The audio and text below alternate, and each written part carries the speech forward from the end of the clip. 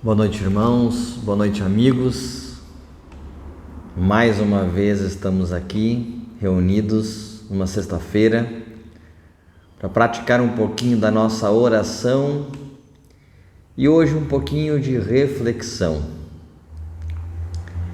Essa semana, levando meu filho na escola, no Colégio Espírito Santo, ouvi o hino nacional algumas vezes, pois estamos na Semana da Pátria,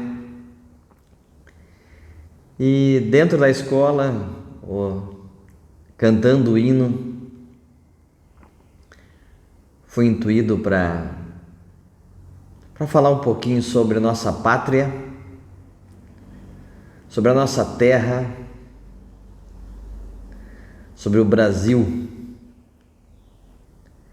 sem partidarismo, sem essa polaridade, divisão que agora, infelizmente, assola o nosso povo. Eu quero contar para vocês sobre um livro que eu ganhei de presente da minha madrinha, Sandra. Brasil, Coração do Mundo, Pátria do Evangelho. Francisco Cândido Xavier, conhecido como Chico Xavier. Quero recomendar a todos que leiam esse maravilhoso livro, maravilhoso. E tem uma coisa que me instiga muito, é a nossa origem espiritual. Qual é o nosso karma? Qual é a nossa missão? Por que estamos aqui? Por que a Umbanda nasceu no Brasil? Por que o Brasil é o maior país espírita do mundo? Por que o Brasil é o maior país cristão do mundo? O maior país católico do mundo? E possivelmente o país mais evangelizado do mundo. E aqui nesse livro, escrito em 38, ditado em 1938, quase 100 anos, ao nosso amigo Chico Xavier, os espíritos contam ao Chico a origem do nosso país, a origem da nossa pátria. E que ela foi programada, pensada, arquitetada por anjos e por Jesus de Nazaré. Quem ler essa obra vai entender o que eu estou falando. Essa obra é magnífica, maravilhosa. Ela deve ter de graça na internet, porque de 38 já perdeu os direitos autorais, se não me engano. No nosso site, lá em Links Livros, tem um link para baixar as obras do Chico Xavier. E recomendo a todos.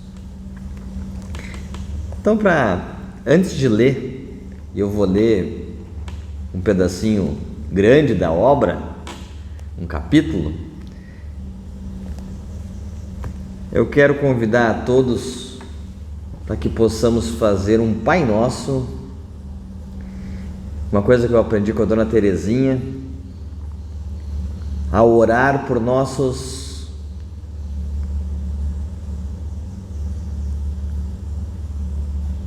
dirigentes do país, a orar por quem está no comando.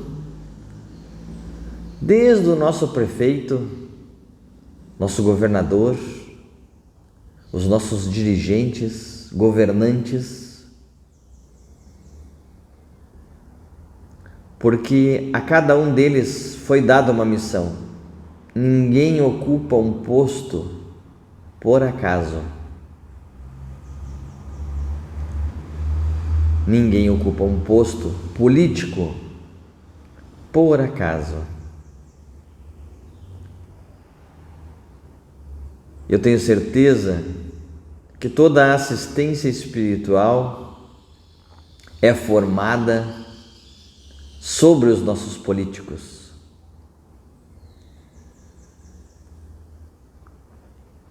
E claro que muitos deles, possivelmente a maioria, resvalam, se corrompem. Então, vamos orar para que na Semana da Pátria, a pátria do Evangelho do mundo, a pátria do coração do mundo, mais uma vez possa brilhar o amor do Cristo, apaziguar os ânimos,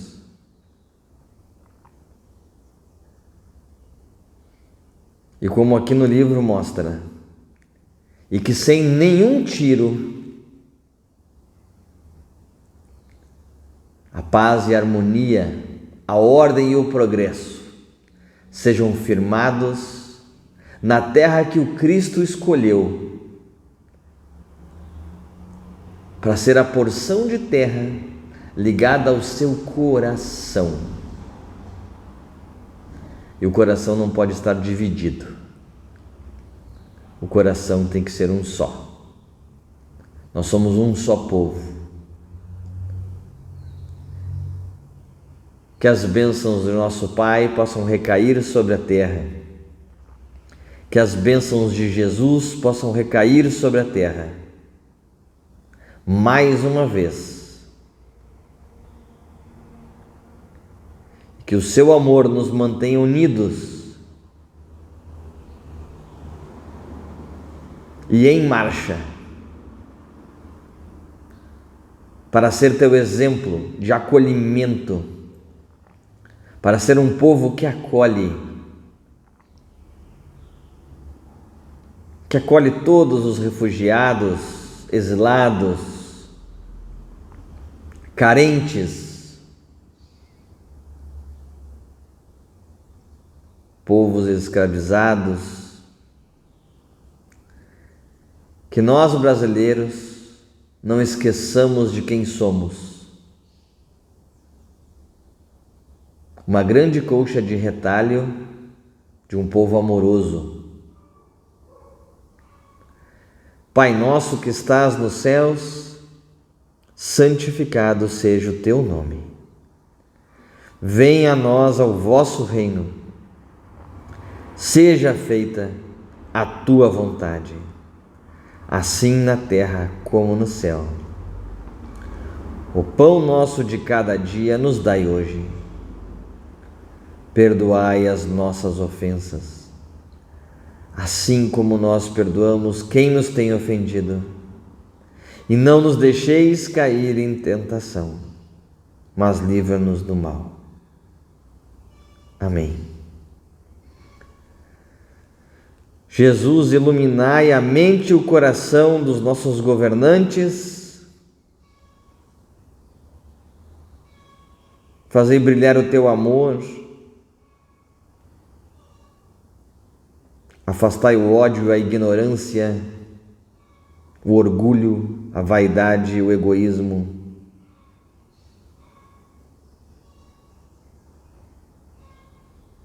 E que o Senhor possa lembrar a todos que somos irmãos, filhos do mesmo Pai, filhos da mesma terra. Amém.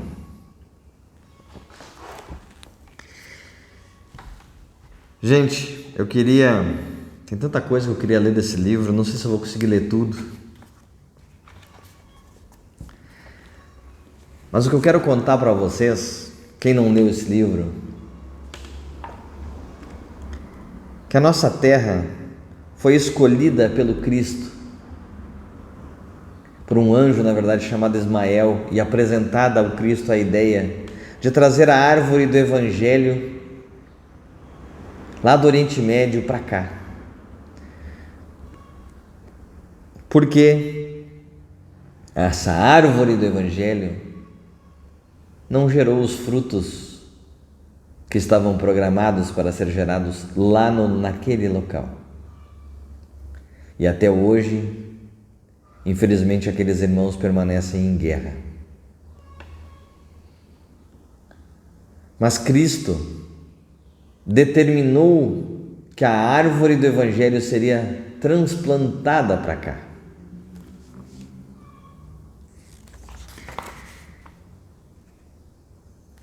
Eu quero ler um pedacinho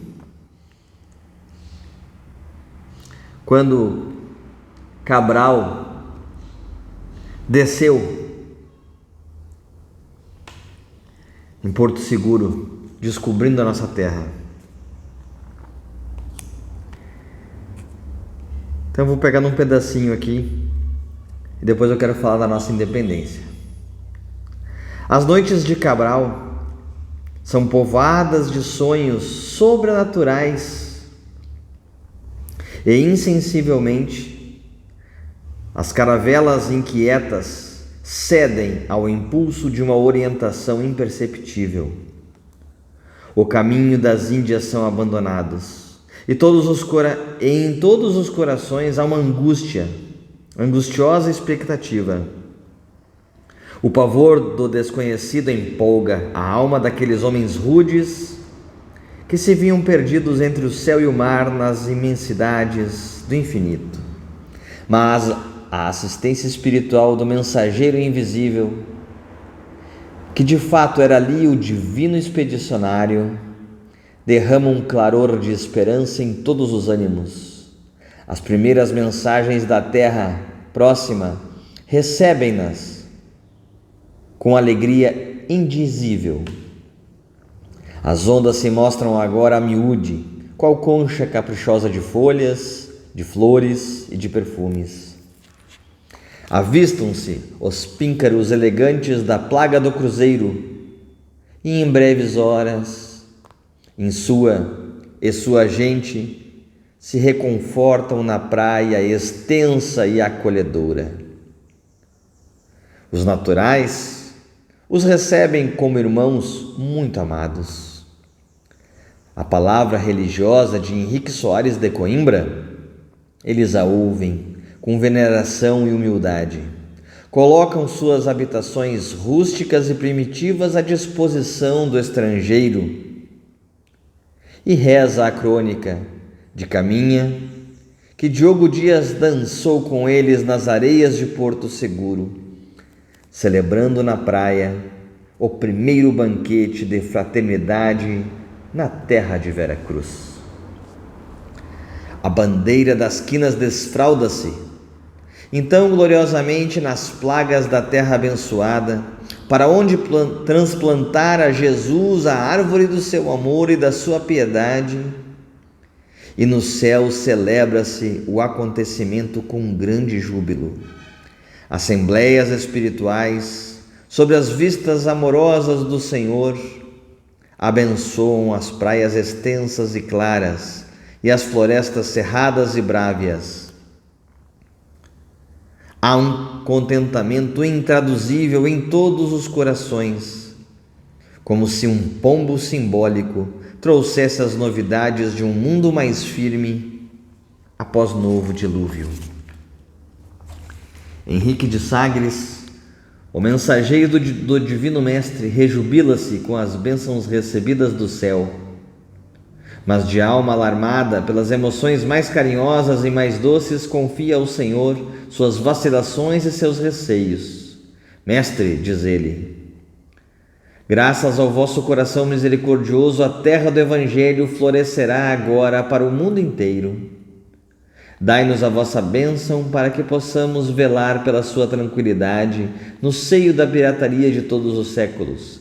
Temo, meu Senhor, que as nações ambiciosas matem as nossas esperanças, invalidando as suas possibilidades e destruindo os seus tesouros. Jesus, porém, confiante, por sua vez, na proteção de seu Pai, não hesita em dizer com a certeza e alegria que traz em si: Eliu É o anjo, Jesus está falando com o anjo. Afasta essas preocupações e receios inúteis. A região do cruzeiro, onde se realizará a epopeia do meu evangelho, estará antes de tudo ligada eternamente ao meu coração. As injunções políticas terão nela atividades secundárias. Vejam bem, as injunções políticas, os problemas políticos, terão nelas atividades secundárias, porque acima de todas as coisas, em seu solo santificado e exuberante, estará o sinal da fraternidade universal, unindo todos os espíritos. Sobre a sua volumosa extensão pairará constantemente o signo da minha assistência compassiva, e a mão prestigiosa e potentíssima de Deus pousará sobre a terra de minha cruz, com infinita misericórdia. As potências imperialistas da terra esbarrarão sempre nas suas claridades divinas e nas suas ciclópicas realizações. Antes de eu estar ao dos homens, é o meu coração que ela se encontra ligada para sempre. Nos céus imensos havia clarões estranhos de uma bênção divina. No seu sólio de estrelas e de flores, o Supremo Senhor sancionara, por certo, as bondosas promessas do seu Filho. E foi assim que o minúsculo Portugal, através de 3 longos séculos, embora preocupado com as fabulosas riquezas das Índias, pôde conservar contra flamengos, ingleses, franceses e espanhóis a unidade territorial de uma pátria com 8,5 milhões de quilômetros quadrados e 8.000 quilômetros de costa marítima. Nunca houve exemplo como esse em toda a história do mundo. As possessões espanholas se fragmentaram, formando cerca de 20 repúblicas diversas em nosso continente. Os estados americanos do norte devem sua posição territorial às anexações e às lutas de conquista. Só o Brasil conseguiu manter-se uno e indivisível na América, entre os embates políticos de todos os tempos. É que a mão do Senhor se alça sobre a sua longa extensão e sobre suas prodigiosas riquezas. O coração geográfico do orbe não se podia fracionar. Eu quis abrir com o capítulo 2 desse livro, antes de falar da nossa independência, para dar uma pinceladinha para vocês do que essa obra maravilhosa nos traz, nos contando desde a escolha dos portugueses, que eles foram escolhidos pela espiritualidade para vir para cá.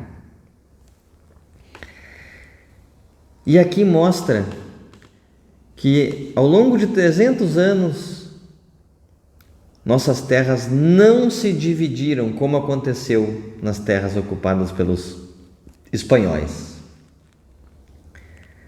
porque a mão do Cristo assim desejou, porque o Brasil é o coração do mundo e Ele determinou que nós não nos dividiríamos. E por que eu estou falando disso? Porque mais uma vez há uma aparente divisão acirrada, dividindo famílias. Há familiares meus que não querem mais conversar uns com os outros, amigos que não querem mais conversar, porque um é de esquerda e outro é de direita. Mas, gente, o coração tem 2 lados: ventrículo esquerdo, ventrículo direito, átrio esquerdo, átrio direito. E é juntos que somos, é junto que dá a vida. Nós somos diferentes, temos que nos aceitar. Nós somos parte de um mesmo coração. Não nos fragmentamos. Não vamos gerar divisões em nossas famílias. O mundo espiritual está atento a todos os movimentos mundiais e locais. Nós não estamos aqui largados na Terra. Nós somos muito bem vigiados. E como foi dito ao Kardec, enquanto reunia e compilava o Espiritismo, ele perguntou a um dos espíritos: e se eu falhar, o que acontece? E um espírito respondeu ao Kardec: outro virá no seu lugar e completará a sua missão. E se os nossos governantes falharem, sejam eles quais forem, outro virá no seu lugar e completará a sua missão. Eu quero ler aqui para mostrar para vocês, para compartilhar com vocês como foi a independência do nosso país que comemoramos dia 7 de setembro.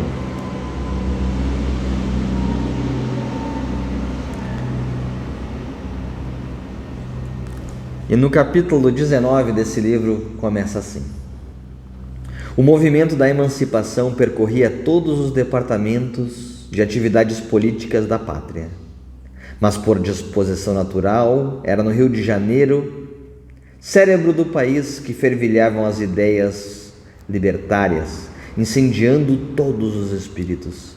Os mensageiros invisíveis desdobravam sua ação junto de todos os elementos, preparando a fase final do trabalho da independência através dos processos pacíficos. Patriotas enxergavam no príncipe Dom Pedro a figura máxima, que deveria encarnar o papel de libertador do reino do Brasil. O príncipe, porém, considerando as tradições e laços de família, hesitava ainda em optar pela decisão suprema de se separar em caráter definitivo da direção de Portugal. Conhecendo as ordens rigorosas das cortes de Lisboa, que determinavam o seu imediato regresso, reúnem-se os cariocas para tomarem as providências de possível execução, e uma representação com mais de 8.000 assinaturas é levada ao príncipe regente pelo Senado da Câmara, acompanhado de numerosa multidão. A 9 de janeiro de 1822, Dom Pedro, diante de massa de povo, sente a assistência espiritual do anjo Ismael, que o incitam a completar a obra da emancipação política da pátria do Evangelho.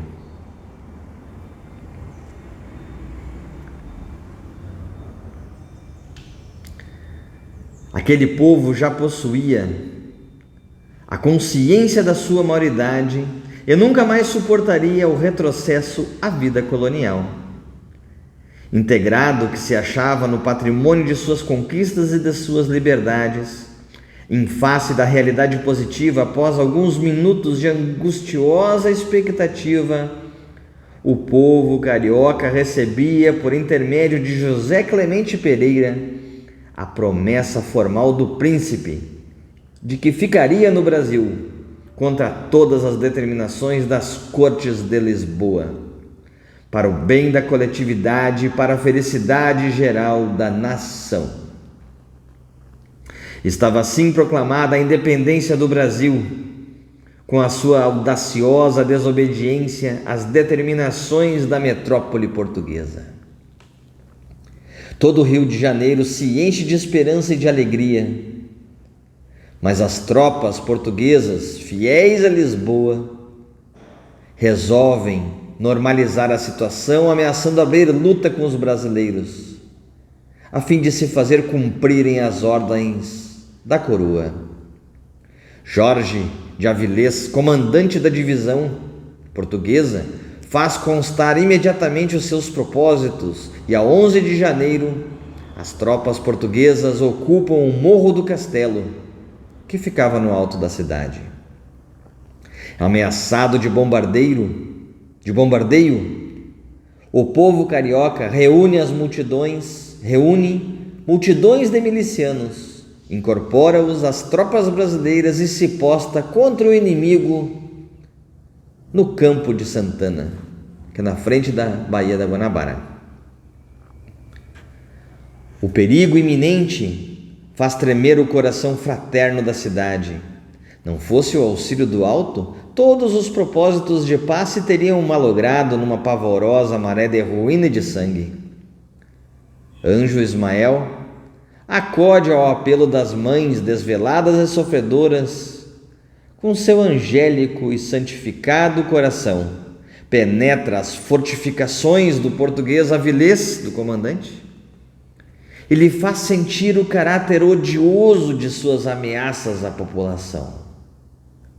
A verdade é que, sem um tiro, o chefe português obedeceu com humildade à intimação de Dom Pedro, capitulando a 13 de janeiro e retirando as suas tropas para outra margem da Guanabara, até que pudessem regressar com elas para Lisboa.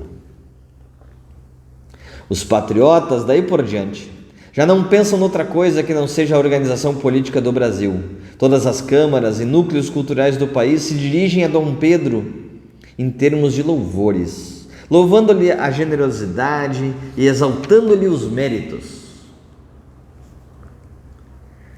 Entretanto, muitas lutas se travam nas costas baianas e verdadeiros sacrifícios se impõem aos mensageiros do alto, que se multiplicam em todos os setores com o objetivo de conciliar seus irmãos encarnados dentro da harmonia e da paz, sempre com a finalidade de preservar a unidade territorial do Brasil, para que não se fragmentasse o coração do mundo.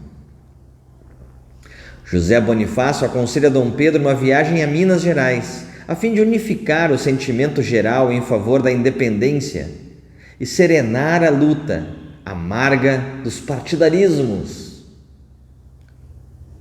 Em seguida, outra viagem com os mesmos objetivos realiza o príncipe regente a São Paulo. Os bandeirantes, que no Brasil sempre caminharam na vanguarda e na emancipação da autonomia, recebem-no com o entusiasmo de sua paixão libertária e com a alegria de sua generosa hospitalidade. E enquanto há músicas e flores nos teatros e nas ruas paulistas, comemorando o acontecimento, as falanges invisíveis se reúnem no Colégio de Piratininga, no Rio de Janeiro.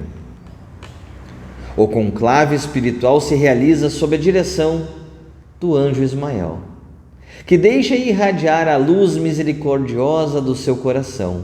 Ali se encontram heróis das lutas maranhenses e pernambucanas, mineiras e paulistas, ouvindo-lhes a palavra cheia de ponderação e de ensinamento.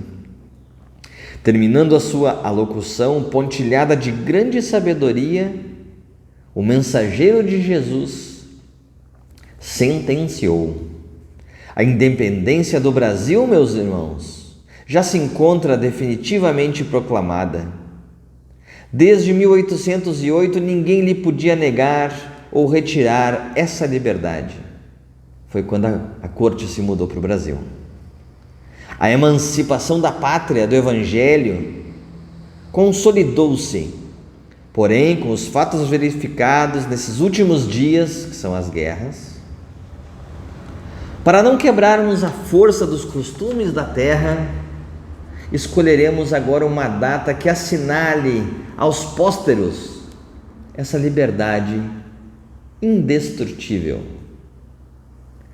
Dirigindo-se a Tiradentes, é o espírito, né? O anjo Ismael dirigindo-se a Tiradentes, que é o espírito de Tiradentes, que se encontrava presente, rematou: o nosso irmão martirizado há alguns anos pela grande causa acompanhará Dom Pedro em seu regresso ao Rio, e ainda na terra generosa de São Paulo auxiliará o seu coração no grito supremo da liberdade.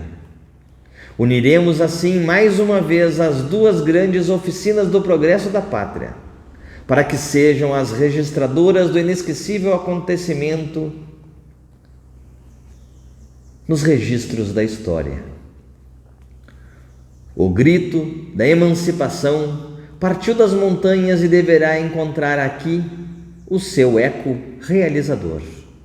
Agora todos nós que aqui nos reunimos no Sagrado Colégio de Piratininga, elevemos a Deus o nosso coração em prece pelo bem do Brasil. Dali, do âmbito silencioso daquelas paredes respeitáveis, saiu uma vibração nova de fraternidade e de amor. Tiradentes acompanhou o príncipe nos seus dias jubilosos, de volta ao Rio de Janeiro. Um correio providencial leva ao conhecimento de Dom Pedro as novas imposições das cortes de Lisboa, e ali mesmo, nas margens do Ipiranga, quando ninguém contava com essa última declaração sua, ele deixa escapar o grito de independência ou morte, sem suspeitar de que era dócil instrumento de emissário invisível que velava pela grandeza da pátria. Eis porque o 7 de setembro, com escassos comentários da história oficial, que se considerava a independência já realizada nas proclamações de 1º de agosto de 1822, passou à memória da nacionalidade inteira como o Dia da Pátria, a data inolvidável da sua liberdade. Esse fato, despercebido da maioria dos estudiosos, representa a adesão intuitiva do povo aos elevados desígnios do mundo espiritual. E assim termina o capítulo. Dom Pedro I, ao lado de Dom Pedro I, estava o espírito de Tiradentes, mediunizando o nosso príncipe. Intuiu ele para que o grito da independência fosse proclamado. E sem nenhum derramamento de sangue, os portugueses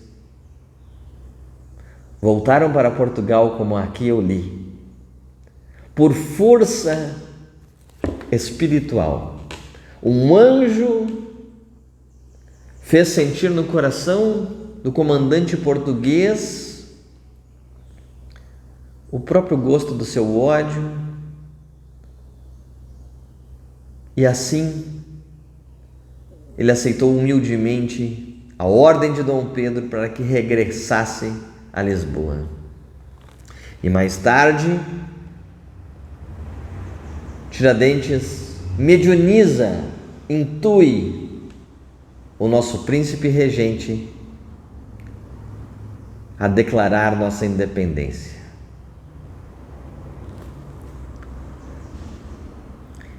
Eu me emociono, eu acho bonito saber, entender a nossa história do nosso país a partir de uma visão espiritual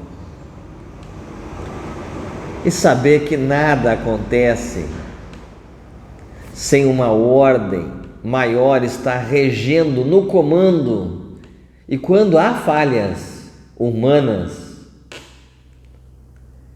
eles são substituídos por outros que darão sequência àquilo que o Cristo deseja. Então, amigos, nós não estamos sozinhos. Há uma regência planetária, há uma regência sobre o nosso país, sobre cada um de nós, sobre os nossos estados, sobre os nossos municípios. Há uma regência espiritual que comanda, que coordena, que tem um propósito muito maior do que o nosso simples egoísmo, nossas divisões políticas, partidárias, ignorantes e egoísticas.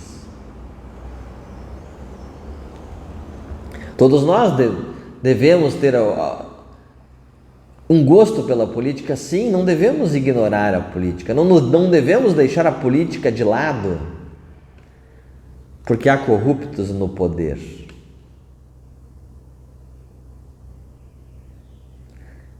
Todos nós, naturalmente, optaremos, ora pelo lado A, ora pelo lado B, ora pelo lado C. Mas saibamos todos que há um comando espiritual superior nos guiando. E este comando, da mesma maneira como na época do príncipe, que sem nenhuma gota de sangue, os ânimos foram acalmados, as guerras distensionadas. Oramos para que mais uma vez a mão do Cristo prevaleça sobre nossas terras, que sejamos unos, um só país, uma só nação, um só coração. E é com este sentimento que eu convido todos vocês a fazermos uma prece em favor dos nossos governantes e em favor do nosso povo. Eu quero fazer a prece de São Francisco para que lembremos de sermos instrumentos da paz divina aqui na Terra, e que a solução para todos os conflitos sempre foi, sempre será o amor.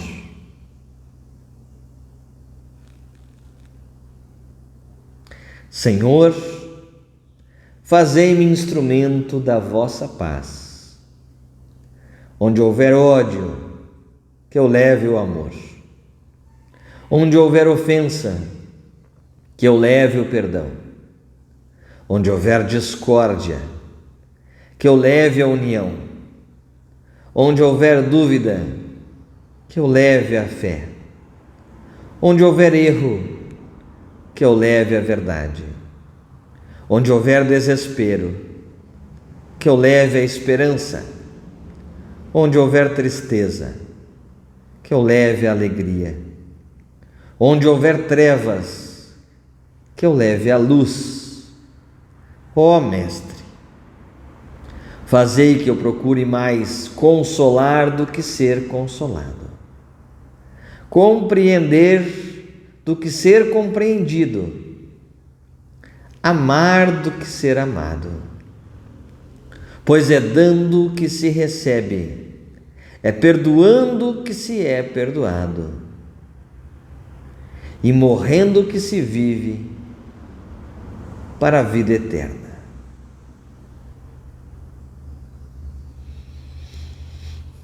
Que saibamos todos nós matar em nós o egoísmo, como diz no final desta prece, morrendo que se vive para a vida eterna. Morrendo em nós os sentimentos materialistas, que vivemos nesta vida a eternidade do nosso ser, que compreendemos a eternidade do nosso ser e que não temos uma só nem muitas, somos eternos.